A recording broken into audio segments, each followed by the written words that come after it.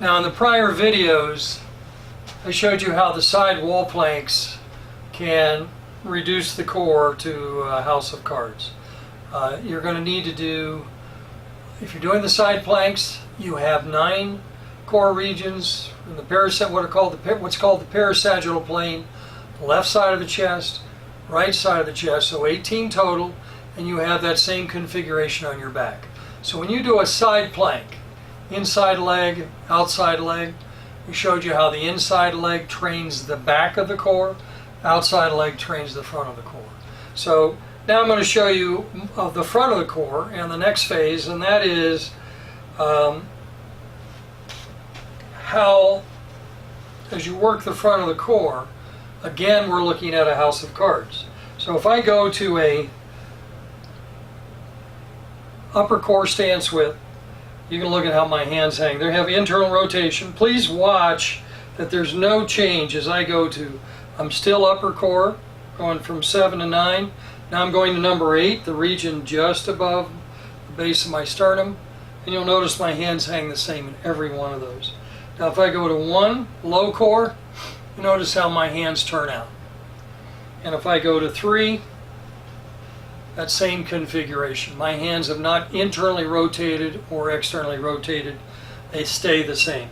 And if I go to 2, and if I go now to mid-core, which is 5, right in the middle of my core, you'll notice my hands turned in a little bit, not as much in as they were with the upper core, and more in as they were than they were in the low core.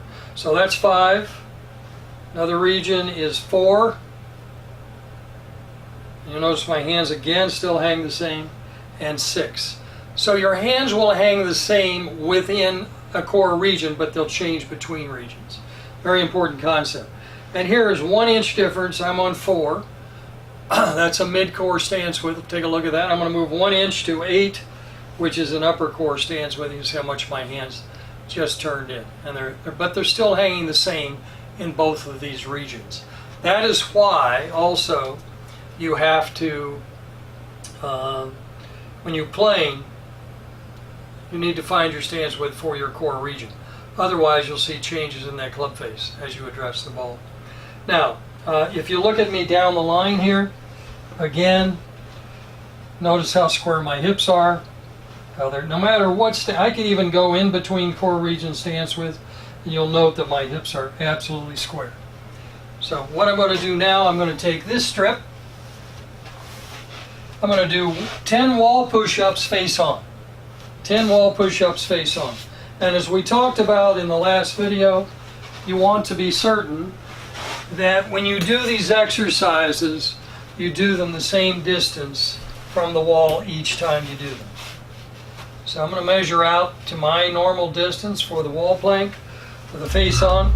Now I can do this exercise doing push-ups on the floor. I can do static planks on the floor. I can do static planks on the wall. There are many, many different ways to do this. I'm just going to show you what doing 1 set of wall push-ups. I'm going to my outside number, which is 7, which is between, it's the base of the sternum, first number up in the upper core. So I'm going to do 10 wall push-ups here. When you do these, soft knees, tuck in your stomachs, tuck in your stomach, pull your shoulder blades down and back.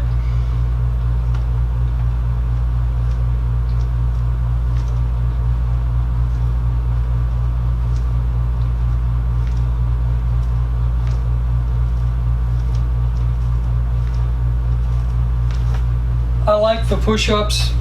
They're obviously dynamic, but you'll also naturally breathe during that time, and that gets great oxygenation of the muscles by core region. Now, all I'm going to do is go back to where I was. Go to 5. Now you can see how much, I go to the next number down.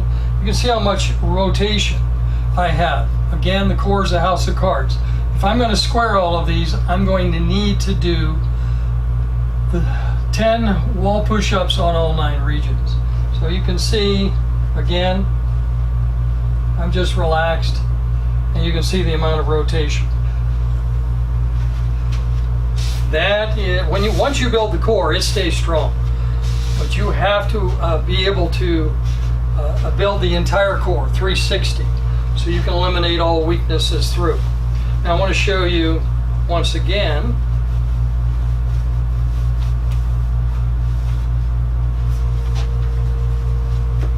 Now I just did a wall push-up on 7.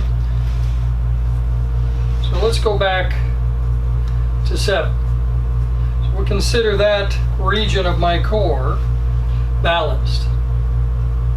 And you'll notice it's an upper core number and it turns in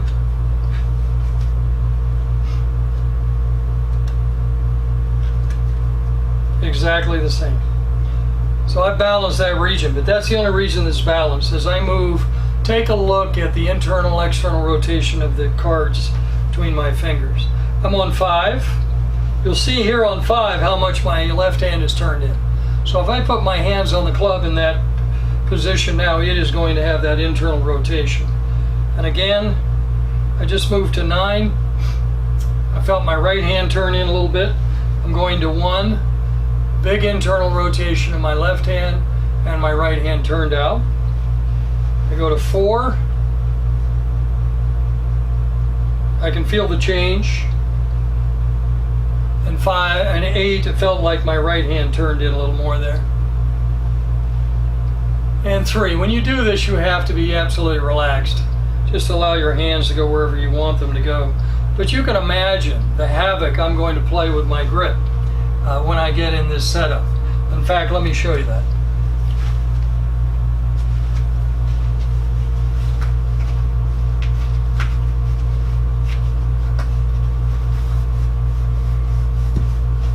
So I'm going to get my stance width on 1, my lower core number. I'm going to bring the club up, and you notice how square that face is. I'm going to get very relaxed left hand. I'm just going to step to 3, also lower core, and you can see how much the club face is shutting. If I go to 8, it's not coming back. 9, 7, it's going to stay shut. Now when I go back to 1, which is where I gripped it, that is going to be the only stance width, no matter where I go here. If I get wider for driver, for example, that face is going to be shut. That's how important these core exercises are. For golf, you want to make sure the front of the core is square. I'm not giving you a hall pass on the back of the core or the parasagittal planes. But the reality is many of you do not exercise, but you will exercise to keep that club face square. I know that. So in the next video, I'm going to show you plank to play.